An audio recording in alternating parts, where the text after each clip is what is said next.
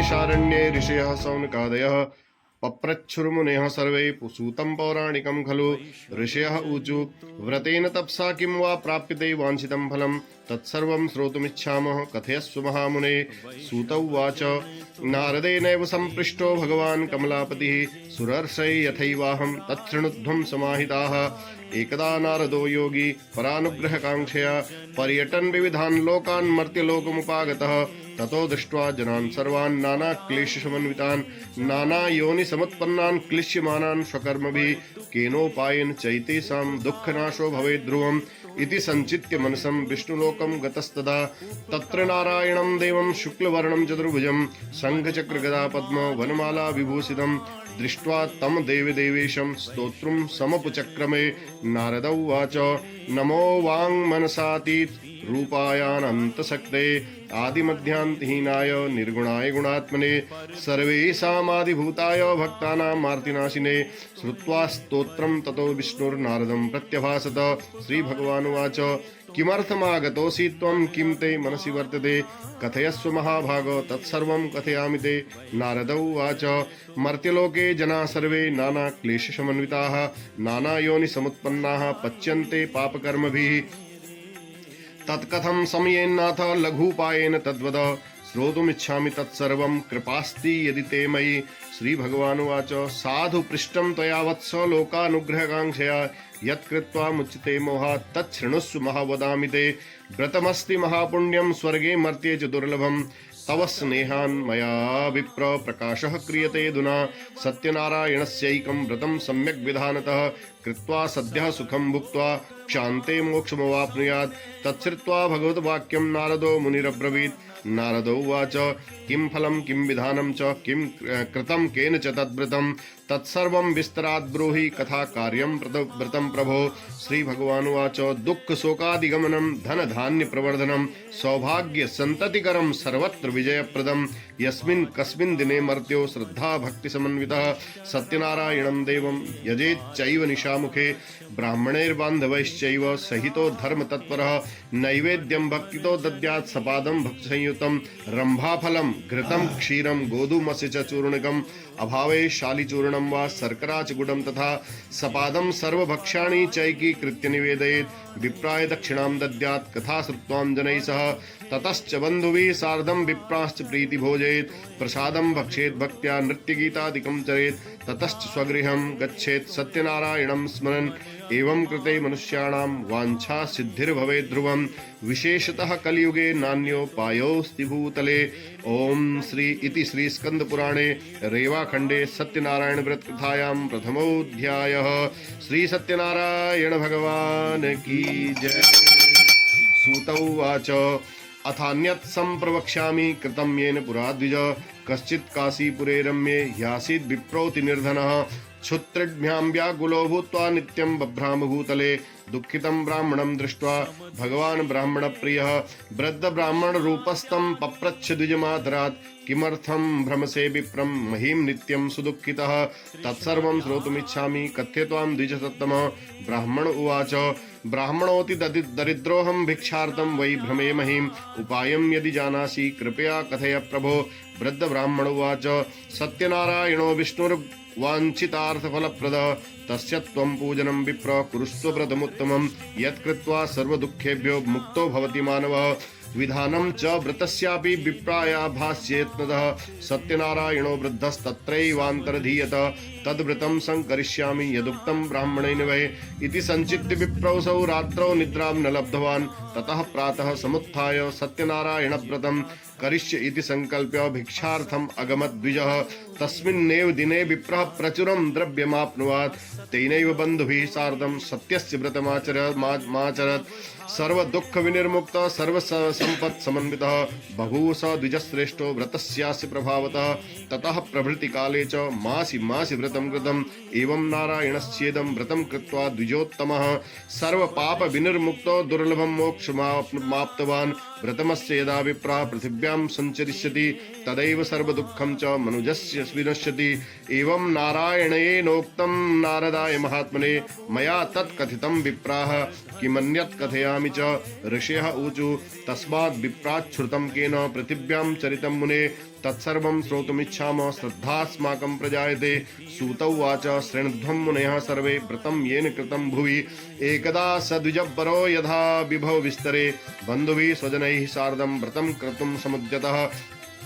एतस्मिन्नन्तरे कश्चित् काष्ठक्रेता समागतः बहिः काष्ठं संस्थाप्य विप्रस्य गृहमाययौ तृष्णया पीडितात्मा च दृष्ट्वा विप्रं कृतव्रतं प्रणिपत्य द्विजप्राह किमिदं क्रियते त्वया कृते किं फलमाप्नोति विस्तराद् वद मे प्रभो। विप्रोवाच सत्यनारायणस्येदं व्रतं सर्वेप्सितप्रदं तस्य प्रसादान्मे सर्वं धनधान्यादिकं महत् तस्मात् एतद् व्रतं ज्ञात्वा काष्ठक्रेतातिहर्षितः पपौ जलं प्रसादं च भुक्त्वा स नगरं ययौ सत्यनारायणं देवं मनसा चिन्तयन्निति काष्ठं विक्रम्यतो ग्रामे प्राप्स्यते चाद्यद्वनम् तेनैव सत्यदेवस्य करिष्ये व्रतमुत्तमम् इति संचित्य मनसा काष्ठं कृत्वा तु मस्तके जगाम नगरे रम्ये धनिनां यत्र संस्थिति तद्दिने काष्ठमूल्यं च द्विगुणं प्राप्तवानसौ। ततः प्रसन्न हृदयं सुपक्वं कदलीफलं शर्करा घृतदुग्धे च गोधूमस्य च चूर्णकं कृत्वैकत्र सपादं च गृहीत्वा स्वगृहं ययौ ततो बन्धून् समाहूय चकार विधिना व्रतं तद्व्रतस्य प्रभावेण धनपुत्रान्वितो भवत् इहलोके सुखं भुक्त्वा चान्ते सत्यपुरं ययौ।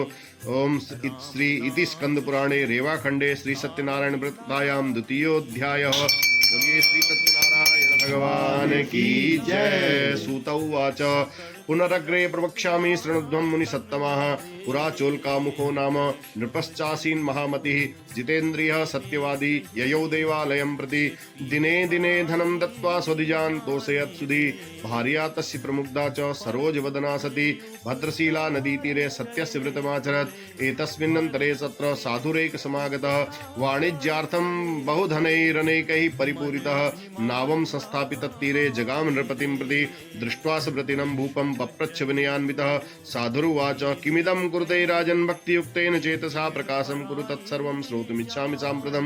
राजोवाच पूजनं क्रियते साधो विष्णोरतुल तेजसा व्रतं च स्वजनैः सार्धं पुत्राद्यावाप्तिकाम्यया।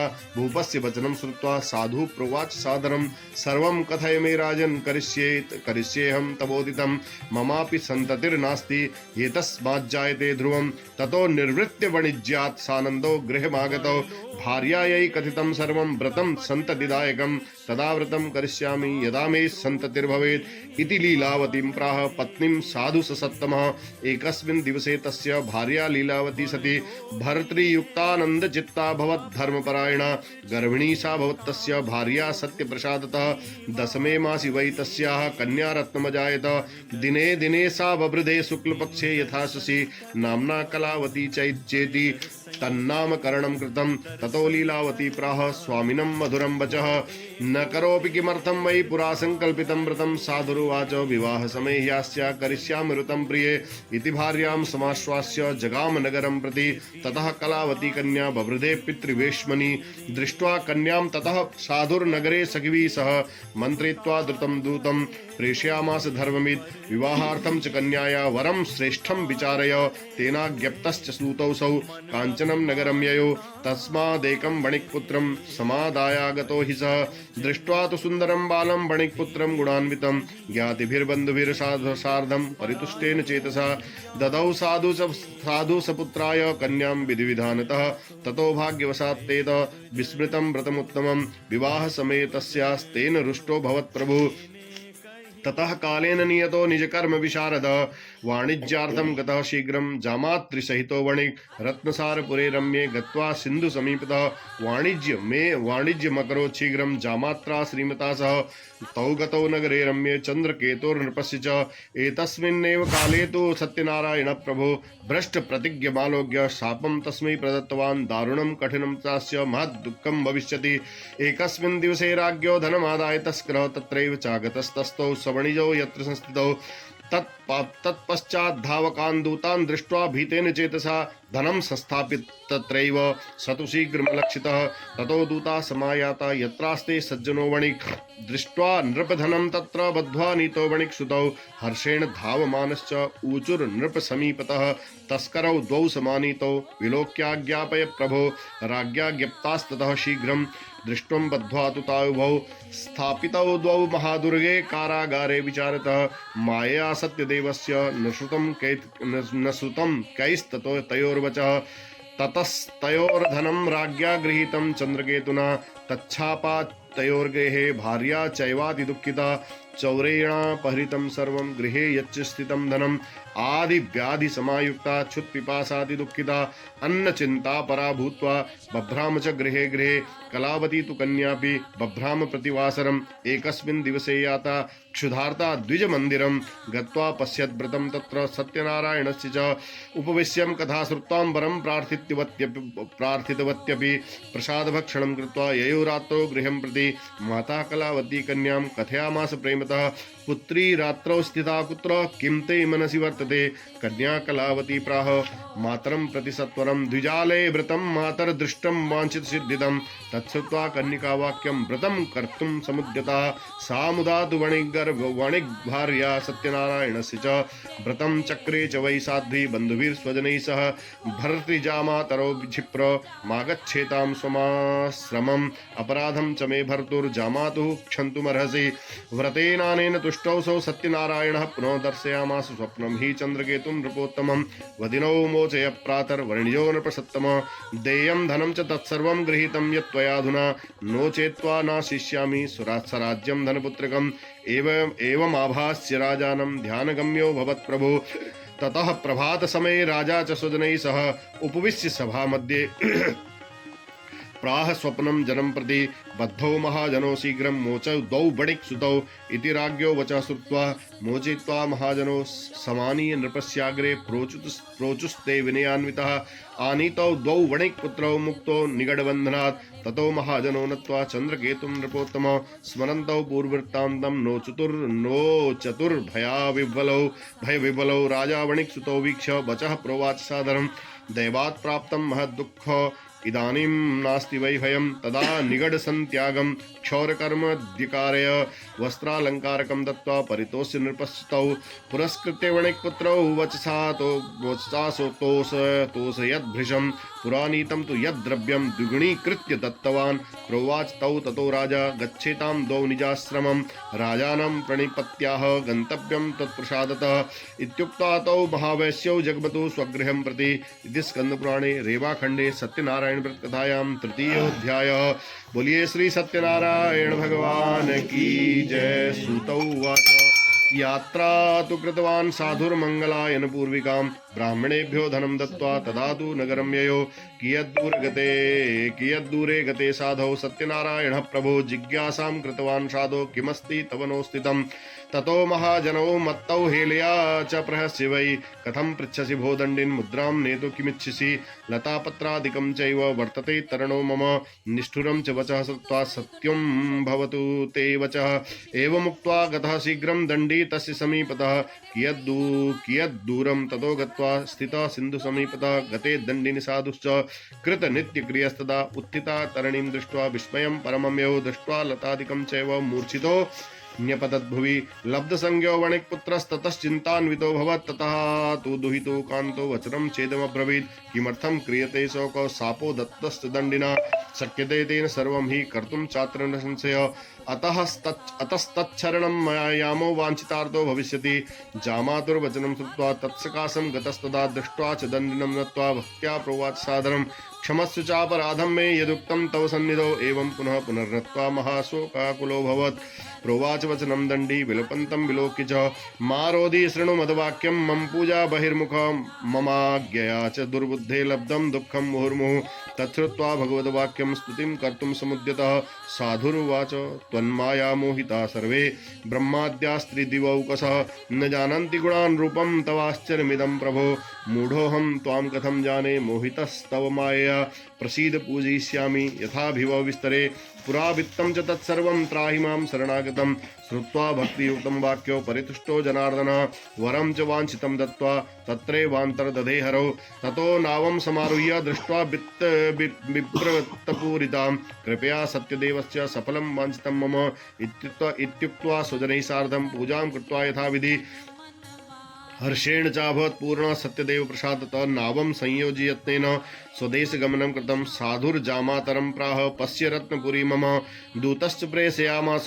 निजवित्तस्य रक्षकं दूतौसौ नगरं गत्वा साधुभार्यां विलोक्य च प्रोवाच वाञ्छितं नाक्यं नत्वा वध्वाञ्जलिस्तदा निकटे नगरस्यैव जामात्रा सहितो वणिक् आगतो बन्धुवर्गैश्च वित्तैश्च बहुवीर्यतः श्रुत्वा दूतं मुखाद्वाक्यं महाहर्षवती सती सत्यपूजां ततः कृत्वा प्रोवाच तनुजां प्रति व्रजामि शीघ्रमागच्छ साधु संदर्शनाय च इति मातृवचनं श्रुत्वा व्रतं तावत् समाप्य च प्रसादं च परित्यज्य गता सापि पतिं प्रति तेन रुष्टा सत्यदेव भर्तारं तरिणी तथा संहृत्य च धनैः सार्धं जले तस्मिन् निमज्जयत् ततः कलावती कन्या न विलोक्य निजं पतिं शोकेन महता तत्र रुदती चापतद्भुवि दृष्ट्वा तथा विदां नावं कन्यां च बहु दुःखितां भीतेन मनसा प्राह किमाश्चर्यमिदं महत् चिन्त्यमानाश्च ते सर्वे बभूवस्तरिवाहका ततो लीलावती कन्यां दृष्ट्वा सा विह्वलाभवत् बिललापाति दुःखेन भर्तारं चेदमब्रवीत् इदानीं नौकया सार्धं कथं भूदलक्षितः न जाने कस्य देवस्य हेलया चैव साहृता सत्यदेवस्य महात्म्यं ज्ञातुं वा केन शक्यते इत्युक्ता विललापैव ततश्च शनैः सह ततो लीलावती कन्यां क्रोडे कृत्वा रुरोधः ततः कलावती कन्या नष्टे स्वामिनि दुःखिता गृहीत्वा पादुके तस्य चानुगन्तुं मनोददे कन्यायाश्चरितं दृष्ट्वा स्वभार्या सज्जनो वणिक् अतिशोकेन सन्तप्तश्चिन्तयामास धर्मविधृतं स सत्यदेवेन भ्रान्तोऽहं सत्यमाया सत्यपूजां करिष्यामि यथाभिव विस्तरे इति सर्वान् समाहूय कथयित्वा मनोरथं नत्वा च दण्डवद्भूमौ सत्यदेवं पुनः पुनः ततस्तुष्टः सत्यदेवो दीनानां परिपालकः जगाद्वचनं चैव कृपया भक्तवत्सलः त्यक्त्वा प्रसादं तं कन्यां पतिं द्रष्टुं समागता अतो दृष्टो भवत्तस्या कन्यकाया पतिर्ध्रुवं गृहं गत्वा प्रसादं च भुक्त्वा सायाति चेत् पुनः लब्धभर्त्रे सुता साधो भविष्यति न संशयः कन्यका तादृशं वाक्यं श्रुत्वा गगनमण्डलात् क्षिप्रं तदा गृहं गत्वा प्रसादं च बुभोजसा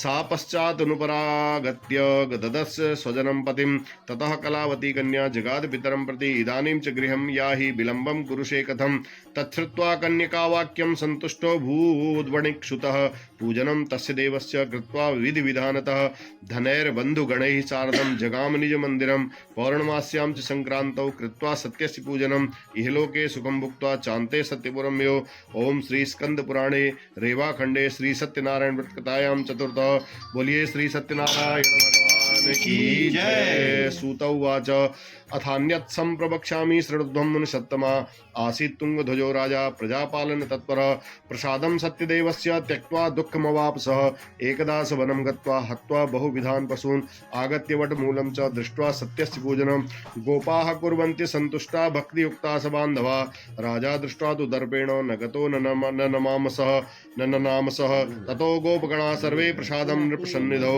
संस्थाप्य पुनरागत्य भुक्तं सर्वैर्यथेप्सितं ततः प्रसादं संत्यज्य राजा दुःखमवापसः तस्य पुत्रशतं नष्टं धनधान्यादिकं च यत् सत्यदेवेन तत्सर्वं नाशितं मम निश्चितम् अतस्तत्रैव गच्छामि यत्र देवस्य पूजनं मनसा तु विनिश्चित्य ययौ गोपालसन्निधौ ततोऽसौ सत्यदेवस्य पूजां गोपगणैः सह भक्तिश्रद्धान्वितो भूत्वा चकार विधिना नृप सत्यदेव प्रसादेन धनं पृत्वान्वितो भवत् इहलोके सुखं भुक्त्वा चान्ते सत्यपुरं यो य इदं कुरुते सत्यव्रतं परं दुर्लभं शृणोति च कथां पुण्यां भक्तियुक्त फलप्रदां धनधान्यादिकं तस्य भवेत् सत्यप्रसादतः दरिद्रो लभते वित्तं बद्धो मुच्येत बन्धनात् भीतो भयात् प्रमुच्येत सत्यमेव न संशय ईप्सितं च फलं भुक्त्वा चान्ते सत्यपुरं व्रजेत् इति वह कथितं विप्रा सत्यनारायणव्रतं यत्कृत्वा सर्वदुःखेभ्यो मुक्तो भवति मानवः। विशेषतः कलियुगे सत्यपूजा फलप्रदा केचित् कालं वदिष्यन्ति सत्यमीशं तमेव च सत्यनारायणं केचित् सत्यदेवं तथा परे नानारूपधरो भूत्वा सर्वेषामीप्सितप्रदं भविष्यति कलौ सत्यव्रतरूपी सनातन श्रीविष्णुना धृतं रूपं सर्वेषामीप्सितप्रदं य इदं पठते नित्यं शृणोति मुनिसत्तमा तस्य नश्यन्ति पापानि सत्यदेव प्रसादतः व्रतं यस्तु कृतं पूर्वं सत्यनारायणस्य च तेषां त्वपरजन्मनि कथयामि मुनीश्वरा शतानन्दो महाप्राज्ञ सुदामा ब्राह्मणो ह्यभूत् तस्मिन् जन्मनि कृष्णद्यं ध्यात्वा मोक्षमवापसः काष्ठभार बहो भिल्लो गुहराजो बभूव तस्मिन् जन्मनि श्रीरामं सेवित्वा मोक्षपापवै उल्कामुखो महाराजो नृपो दशरथो भवत् श्रीरंगनाथं संपूज्य श्रीवैकुण्ठं तदागमत् धार्मिकः सत्यसन्धश्च साधुर्मोरध्वजो भवत् देहार्धं क्रकचैर्चित्वा तत्वा मोक्षमवापः तुंगध्वजो महाराज स्वायंभूरवत् किल सर्वान् भागवतान् कृत्वा श्री वैकुंठम तदागमद। ओम बोलिए सत्यनारायण भगवान की जय। लाइए चढ़ा।